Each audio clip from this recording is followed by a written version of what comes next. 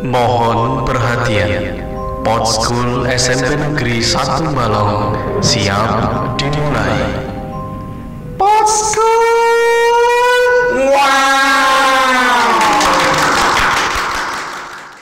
Oke, Pak Didi, ini mengenai pertanyaan yang selanjutnya. Ini masih dalam rangka untuk apa ya? Interogasi ya istilahnya, hubungannya sama Sarpas ya. Saya mau tanya ini. Sarpas di SMP 1 Balong itu ada nggak kaitannya dengan lab TIK dan juga lab IPA mungkin saja?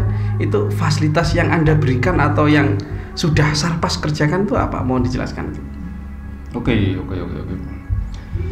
Sebenarnya begini Kak Sur, bukan kemudian Sarpas menyediakan, tidak, dan perlu digarisbawahi bahwa saya sebenarnya pegang Sarpas baru di tahun ini. Ini. Artinya pertanyaan itu saya anggap umum untuk Sarpas yang sebelumnya. Betul. Pak dan sebagainya. Jadi sebenarnya tugas Sarpas itu yang pertama, yang paling utama itu menginventarisir aset. Itu tugas utamanya seperti itu, menginventarisir aset. Ya, karena kita punya banyak aset. Yang kedua, membantu menjembatani semua kebutuhan yang berkaitan dengan proses belajar mengajar. Nah, tadi berkaitan dengan pertanyaan Kak Sur tentang lab IPA, kemudian lab komputer. Otomatis Sarpras memfasilitasi, menjembatani kebutuhan dari ruang lab IPA misalnya.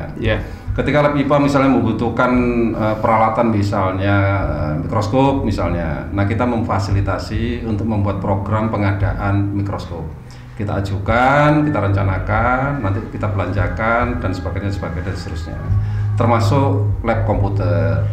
Misalnya lab komputer membutuhkan server karena server yang lama sudah tidak update, tidak kuat, kita butuh server yang baru yang speknya lebih tinggi, maka kita menjembatani, membuat program pengusulan server. Jadi seperti itu, dan masih banyak lagi. Masih banyak ya. Ya.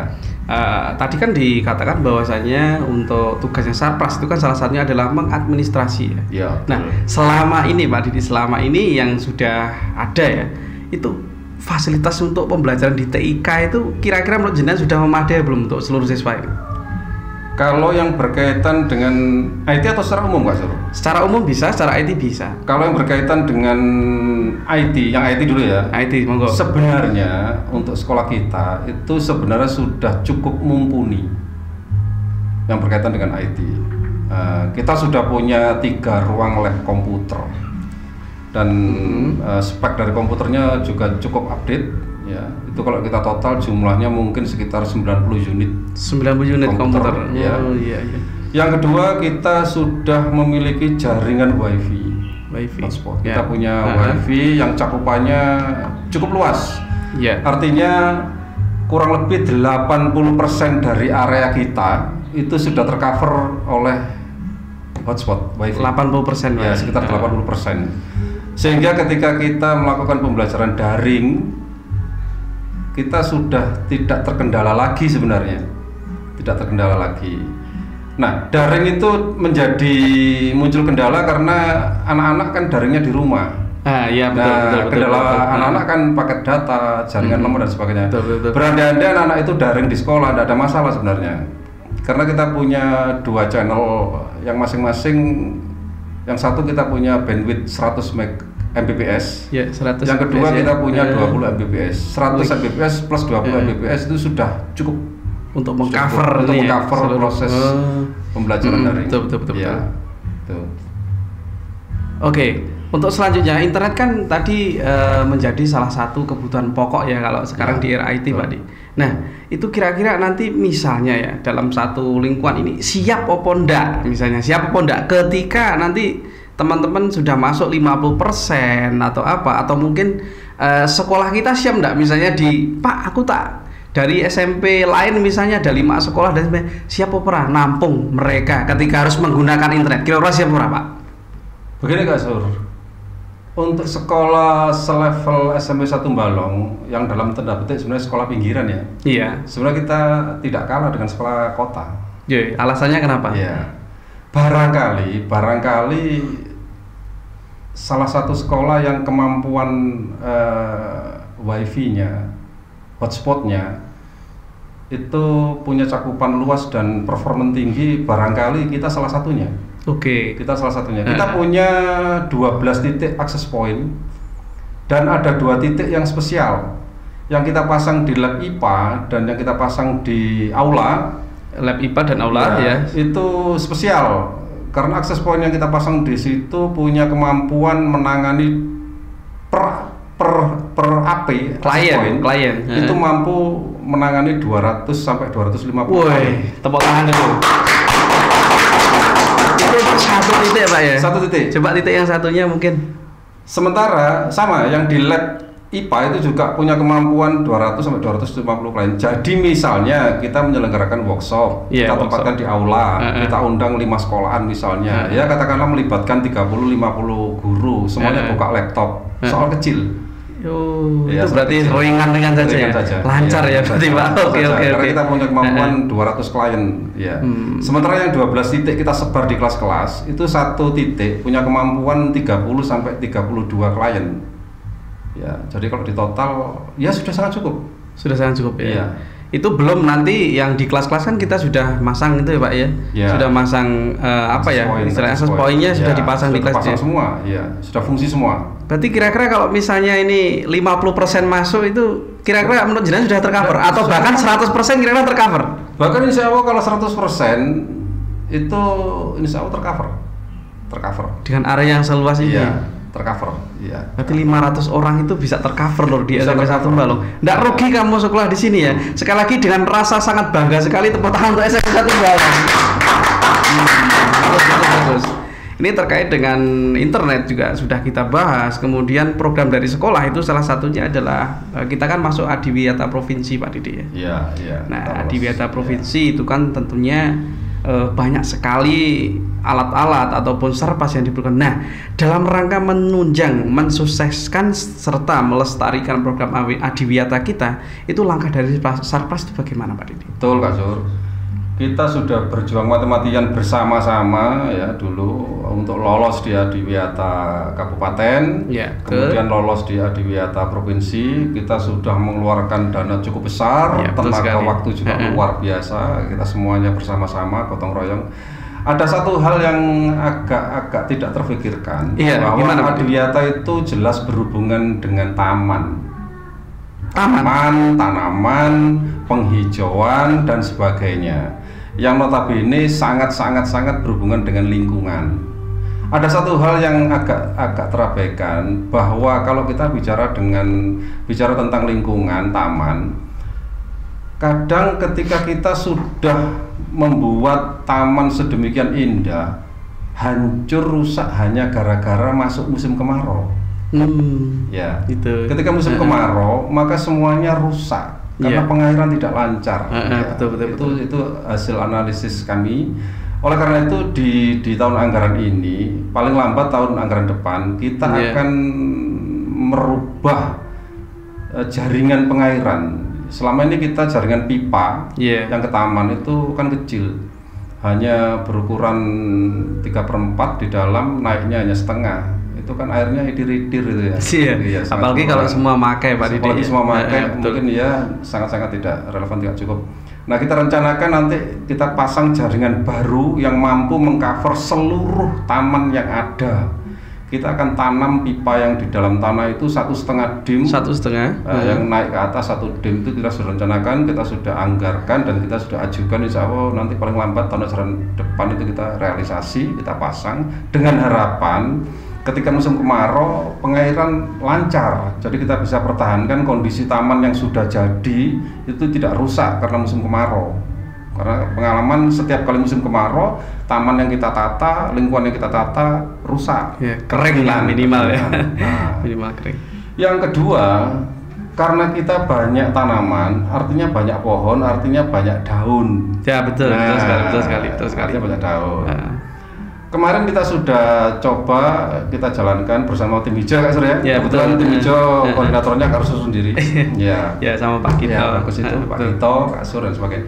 Nah itu kemarin kan sudah sempat produksi kompos ya. Kompos, kita punya alatnya, kita punya ruangannya, kita punya lokasi dan sebagainya. Ini akan kita aktifkan kembali. Ya, kita manfaatkan alat yang kita sudah miliki, akan kita aktifkan kembali seperti yang kemarin sehingga Adiwiyata dalam hal ini penataan lingkungan. Penataan lingkungan. Sebenarnya Adiwiyata kan hanya judul Pak Zul. Iya, judul. Yang penting kan esensi di dalamnya. Kita menata lingkungannya, itu esensinya. Ya, memanfaatkan dan menata. Nah, memanfaatkan lingkungan salah satunya kita buat kompos tadi. Kita akan kaji ulang untuk kemudian kita lanjutkan program yang kemarin, program yang bagus. Anak-anak kita berdayakan untuk mendapat pengalaman bagaimana membuat kompos yang benar, yang betul dan sebagainya, memanfaatkan sumber daya tanaman yang banyak, daun-daunan dan sebagainya, hasilnya nanti bisa dijual, terserah siapa yang beli, bazar itu ya, dananya bisa dikelola oleh anak-anak OSIS atau tim hijau atau pramuka, terserah nanti.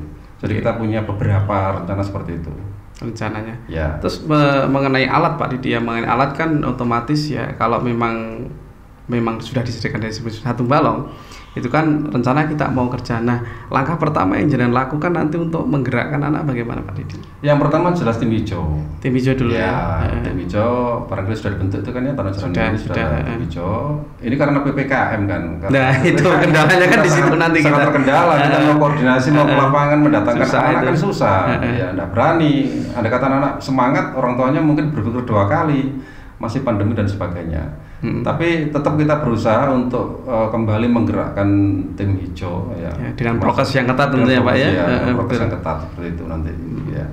Nah itu kalau misalnya Pak Didik ya, nanti kan program jangka panjang untuk Adiwiyata kan itu sebenarnya program ya Pak Didik ya, dan Adiwiyata itu sendiri esensinya seperti yang jenengan bilang tadi kan itu penerapan ya Pak Didik ya, betul. Bukan sesuatu yang dibuat-buat, tapi langkahnya Pak Didik sekali lagi yang saya tanya langkahnya, nah itu bagaimana untuk menanamkan jiwa itu, sedangkan dari kalau alat kita sudah punya, kalau masalah sampah insya Allah kita sudah punya.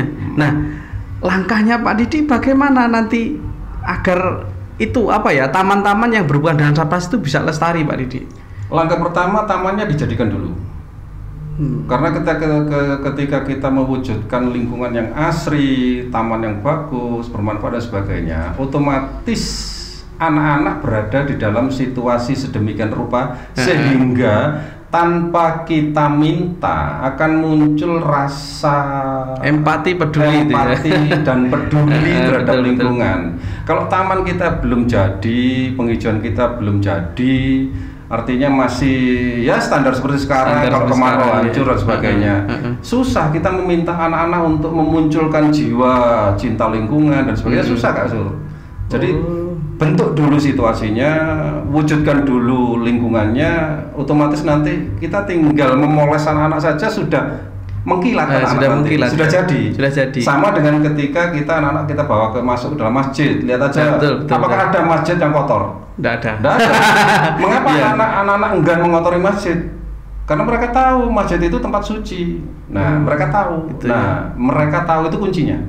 Ketika taman kita sudah jadi, sudah indah, mereka tahu bahwa harus dihijaukan ini hijau, menguntungkan, menyenangkan, banyak manfaat dan sebagainya, muncul dengan sendirinya pada kepribadian mereka. Kita tinggal memoles saja nanti. Itu sudah otomatis. Ya, otomatis. Jadi seperti itulah. Ya, seperti itu, strateginya seperti itu. Kita jadikan dulu. Ya, kita jadikan dulu. Nah, berarti ini ada program tamanisasi juga. Betul. Nah, terkait dengan pipa tadi Pak Didi, kan ini pipanya tadi yang sekarang kan 3/4 ya. Ada program dari Sarpras itu untuk menaikkan menjadi 1,5 dim. Nah, kalau misalnya Pak Didi, apakah sumber di SMP Satu Balong itu sudah cukup mencukupi apabila dialiri dengan pipa 1,5? Sumber air ya, maksudnya. Kita sudah punya satu sumber PDAM. Satu itu nantinya mungkin tidak terlalu kita explore itu. Ya betul. Kita punya 2 sumber sipil. 2 sumber sipil. Nanti apabila 2 penampungan sipil itu kita jadikan 1 di bawah, maka volume air dan tekanan air yang kita gunakan untuk membasahi area taman itu sudah cukup ya? Sudah cukup. 2 sipil saja cukup ya? Iya. Itu kan keluarnya juga lumayan gede. Lumayan besar, makanya kita pakai pipa besar agar kapasitas air yang keluar itu cukup besar, sehingga ada kata dibuka di 2-3 titik itu tidak mengalami penyusutan. Sekarang kan ketika dibuka 2 titik saja sudah ada pengurangan. Ada 3 titik macet juga. Itu kendala utama. Sederhana, tidak terpikirkan, tapi sebenarnya fatal akibatnya. Contohnya, otomatis pengairan tidak sempurna. Betul. Yang kedua, waktu kita habis nunggoni selang, iya. Karena alirannya kecil. Iya, kecil. Betul. Ada kata alirannya besar, 1 blok taman kita selesaikan setengah jam selesai. Hemat waktu, hemat tenaga dan sebagainya. Tapi sekarang 1 blok taman kita butuh kadang-kadang 2 jam. Iya, untuk mengcover itu. Iya, betul. Waktu kita. Iya, jadi seperti itulah kira-kira. Sekat kasarnya kayak gitu ya. Nah, semoga nanti ya kita berhasil juga, dan saya juga akan senang nanti ketika teman-teman bisa menghidupkan lagi organisasi Adiwiyata, terutama untuk tim hijaunya. Nah ini terkait dengan Sarpas Pak Didik, kan di SMP 1 Balong itu banyak sekali aset-aset yang harus kita lindungi, aset-aset yang harus kita jaga dan lain sebagainya. Nah itu ada nggak kira-kira safety atau keamanan yang dimunculkan atau yang diidekan oleh tim Sarpas, Pak? Betul Kak Sur, pertanyaan cerdas itu sebenarnya. Mengapa saya katakan cerdas? Karena pertanyaan ini sebenarnya menunjukkan bahwa Kak Sur sudah berpikir jauh. Iya, betul. Ini yang sering diabaikan oleh sebuah institusi, bahwa kadang institusi itu tidak sadar bahwa sudah memiliki aset yang banyak dan berharga, itu kadang-kadang tidak sadar. Nah seperti sekarang kita, kita punya aset, waduh luar biasa ini kita punya aset. Di total ratusan juta. Di total mungkin setengah M berupa perangkat elektronika, komputer dan semuanya. Lab IPA 2 itu kalau kita total nilai aset di dalamnya luar biasa. Banyak orang tidak tahu bahwa aset lab IPA itu mahal. Contohnya gelas beker yang kecil sekian itu yang pirek 50, harganya 85 Kak Sur. 85 satu biji per biji itu, 85 ada berapa? Padahal sana ada berapa ratus itu? Banyak sekali. Belum mikroskop siswa itu sekarang yang paling murah saja 1,2 juta, yang paling murah 1. Padahal di sana kita punya belasan. Saya nyimpan 20 itu di sana. Nah, 20. Nah, itu kan aset dan lain-lain. Belum lagi lab komputer. Ya, betul. Tadi sudah saya katakan sekitar 90, belum lagi di ruang kantor itu ada berapa unit, semuanya termasuk, belum lagi laptop, belum lagi LCD proyektor dan sebagainya. Kita punya banyak aset. Per kelas kan ada ya, per kelas ada LCD proyektor di kelas-kelas di kantung itu. Ini kalau tidak kita tata sistem safety-nya, ya jangan menunggu kemalingan dulu baru kita bingung ya. Kita bingung kemudian merencanakan sistem safety-nya, jangan. Jadi sedia payung sebelum hujan, jangan beli payung setelah hujan. Maka kita rencanakan untuk pemasangan CCTV. Oh, CCTV? Iya, CCTV ini kita pasang dalam konteks atau tujuan bukan mengawasi para guru atau siswa, enggak. Tapi tujuan utamanya adalah mengamankan aset, Kak Sur. Kita akan pasang CCTV di beberapa titik, kurang lebih ada 16 titik itu nanti. 16 titik ya, kita pasang terutama di ruangan-ruangan yang di situ ada aset-aset mahal. Ya, kita akan pasang itu, nanti kita bisa pantau secara online. Bahkan nanti Kak Sur kalau sudah pegang aplikasinya, berada di Jakarta pun Kak Sur bisa mantau satu balong, masalah itu Kak Sur di rumah sambil tiduran mantau ruang lab bisa nanti. Ya, kendalanya itu bisa nanti. Seperti berapa titik Pak tadi? Kita rencanakan 16 titik. 16 titik, waduh. 16 titik. Itu lah mahal ya 16 titik itu. Ya cari basuki mobil ya Pak. Ya betul. Ini kan area kita kan berapa hektar itu ya? 1,3 hektar. Itu 16 titik itu bisa disebutkan kurang lebih di mana saja Pak? Kurang lebih kelihatannya ini masuk area secret ini. Oh, kira-kira bisa disebutkan atau ya cukup? Karena ini kan sifatnya atau tujuannya mengamankan. Maka sistem pengamanan kadang-kadang ada beberapa hal yang harus kita rahasiakan. Oh gitu. Ya yang jelas area 16 ya, 16. Hati-hati. Terutama di tempat-tempat di mana banyak aset mahal itu akan kita pasang. Gitu ya. Seperti itu Kak Sur. 16 titik. Nah terus kemudian nanti 16 titik Pak ya. Itu nyimpen harddisknya bagaimana itu nanti? 16 titik loh Pak. 16 titik kita pasang kamera. Kebetulan spek yang saya minta adalah spek yang ya lumayan tinggi lah. Pakai merek tertentu yang sudah terkenal di pasaran dengan kualitas bagus. kemudian kita pilih kamera juga yang speknya juga bagus. Ada satu outdoor kamera, indoor ya itu. Indoor. Yang ruang-ruang yang kita pakai untuk menyimpan aset itu indoor outdoor kita pasang. Kita pasang. Bahkan ada satu yang spesial itu yang kita pasang di depan itu full color. Full color berarti ya, bisa hitam, bisa putih, bisa oranye. Full color itu kalau malam hari tetap berwarna. Tetap berwarna. Iya. Tetap berwarna, itu yang full color kita pasang di situ. Harganya agak mahal. Ya begitulah, ya kita harus segera ini sebenarnya segera kita buat sistemnya. Ya, jangan sampai terjadi kemalingan dulu habis itu bahas sistem ya. Ya itu emang yang sering terjadi kayak itu Pak Didi. Kita sudah kehilangan baru kita merasa menyesal ya. Ya, nanti kalau kehilangan kita susah loh Kak Sur. Ya jangan, semoga saja tidak. Semoga saja tidak. Berandai-andai satu ruang dibobol, 30 unit komputer hilang. Dalam 1 tahun ke depan belum tentu kita bisa dapat penggantinya. Iya, terus itu anak-anak korbannya lagi ya, korbannya lagi. Kita harus menganggarkan, mungkin minta bantuan lagi dan sebagainya, butuh waktu 1 tahun 2 tahun, wah repotnya. Pelajaran TIK terganggu kan Pak ya? Betul, makanya yang ada ini kita jaga, kita rawat, kita jaga yang kita sudah punya ini loh. Mahal, tidak semua sekolahan bisa memiliki yang kita miliki. Itu yang perlu kita ingat itu. Ya, yang kedua juga rasa syukur kita Pak ya, jelas ya.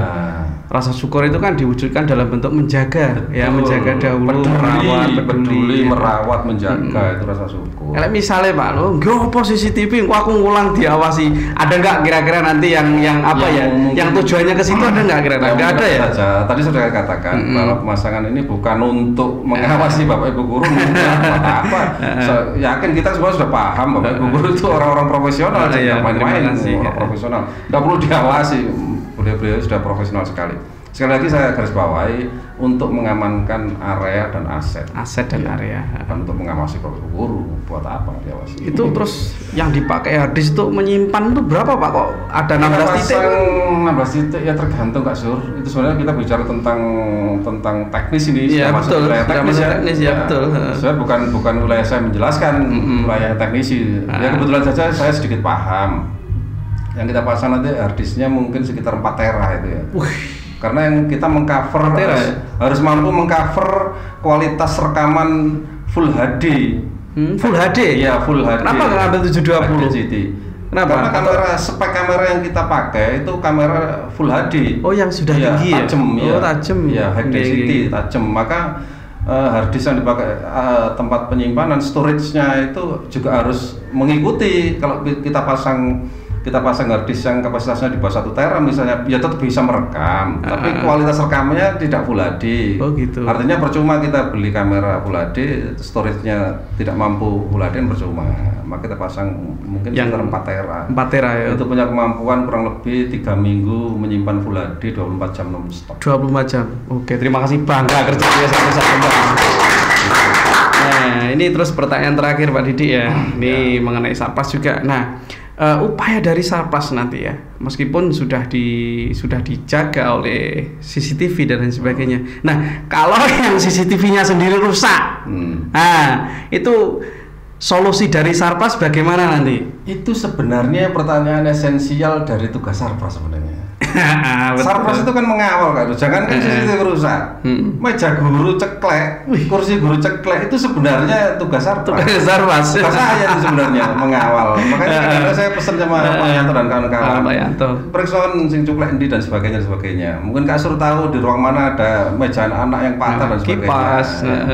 Jadi bukan sekedar mengawasi yang mal-mal, enggak, yang sederhana, kipas rusak, itu sebenarnya tugas esensi dari seorang penanggung jawab Sarpras. Betul. Makanya Sarpras tidak bisa berdiri sendiri Kak Sur, harus kerjasama, butuh bantuan dari semua elemen yang ada di satu balong itu. Wali kelas, semuanya Kak Sur, mulai siswa, wali kelas, guru, semuanya. Terkait ya. Iya terkait. Tidak bisa Sarpras berdiri sendiri, kerja sendiri, tidak bisa, nonsen. Tidak bisa. Berarti intinya adalah kerjasama. Sama-sama kerja. Betul. Ya, terima kasih. Itu teman-teman ya interview kita di episode kali ini ya tentang Sarpas dan lain sebagainya, cukup menarik. Dan sekali lagi pesan moral ke saya ya, ojo nunggu hilang sih, tapi kita awat-awati, kita jaga biar tidak hilang. Sama dengan istri Anda juga ataupun suami Anda ya, Anda jaga, Anda rawat, Anda belai mereka dengan penuh kasih sayang, agar ketika nanti tidak ada penyesalan di belakang. Terima kasih, sampai ketemu di episode selanjutnya, dan jangan lupa tetap like, comment, share, dan subscribe SMP Negeri 1 Balong Podschool. Assalamualaikum warahmatullahi wabarakatuh. Waalaikumsalam.